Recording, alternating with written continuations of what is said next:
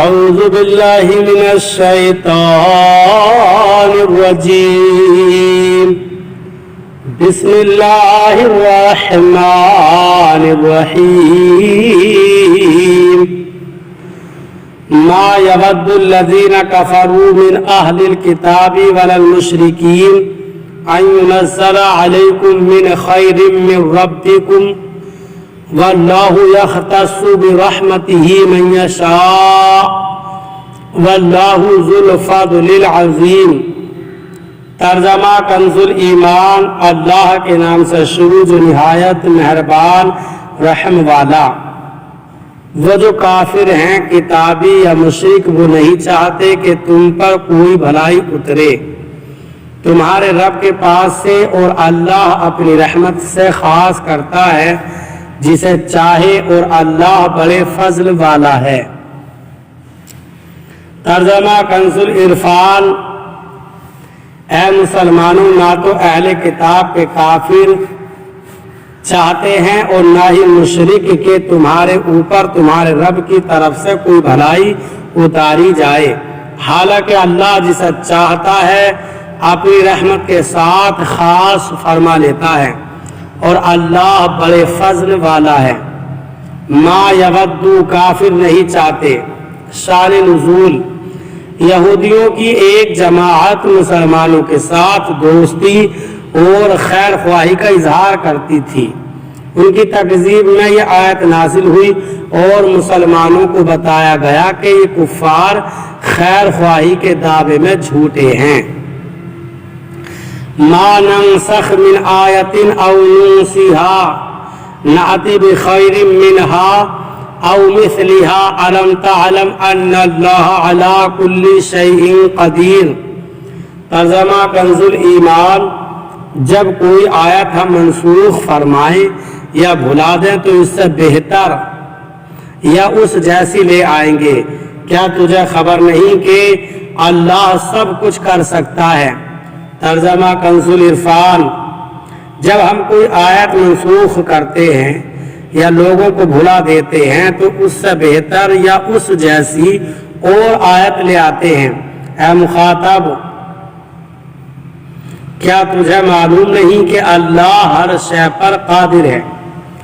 ما ننسخ، ہم جو منسوخ فرمائیں.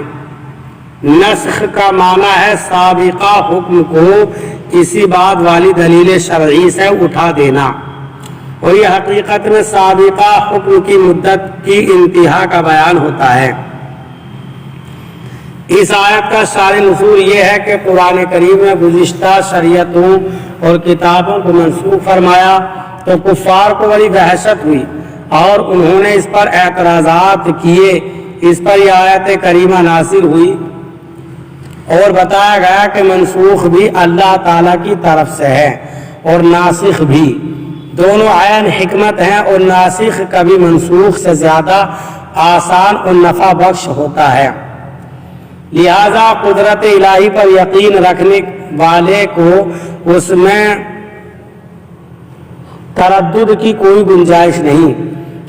کائنات میں مشاہدہ کیا جاتا ہے کہ اللہ تعالیٰ دن سے رات کو، گرما سے سرما کو، جوانی سے بچپن کو، بیماری سے تندرستی کو، بہار سے خزاں کو منسوخ فرماتا ہے. یہ تمام نسخ و تبدیل اس کی قدرت کے دلائل ہیں.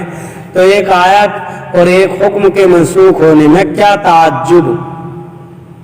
نسخ حقیقت میں سابقہ حکم کی مدت کا بیان ہوتا ہے کہ وہ حکم اس مدت کے لیے تھا اور اب وہ مدت پوری ہو گئی.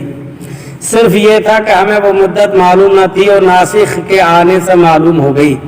کفار کا اعتراض تو جہالت و ناسمجھی کی وجہ سے تھا، لیکن اہل کتاب کو تو کسی بھی صورت یہ اعتراض نہیں کرنا چاہیے تھا، کیونکہ حضرت آدم علیہ السلام کی شریعت کے بہت سے احکام تو بھی منسوخ مانتے ہیں، جیسے بہن بھائی کا آپس میں نکاح.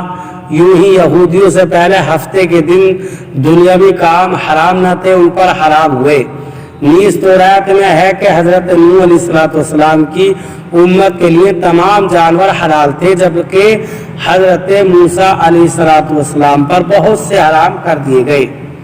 ان تمام چیزوں کے ہوتے ہوئے نسخ کا انکار کس طرح ممکن ہے؟ نسخ کے چند احکام: ایک، جس طرح کوئی آیت دوسری آیت سے منسوخ ہوتی ہے، اسی طرح حدیث متواتر سے بھی آیت منسوخ ہوتی ہے۔ دو، کبھی صرف تلاوت منسوخ ہوتی ہے اور کبھی صرف حکم منسوخ ہوتا ہے، اور کبھی تلاوت و حکم دونوں منسوخ ہوتے ہیں۔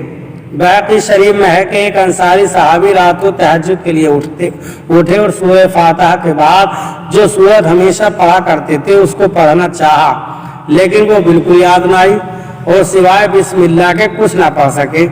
صبح کو دوسرے اصحاب سے اس کا ذکر کیا تو ان حضرات نے فرمایا ہمارا بھی یہی حال ہے، وہ سورت ہمیں بھی یاد تھی اور اب ہمارے حافظے میں بھی نہ رہی۔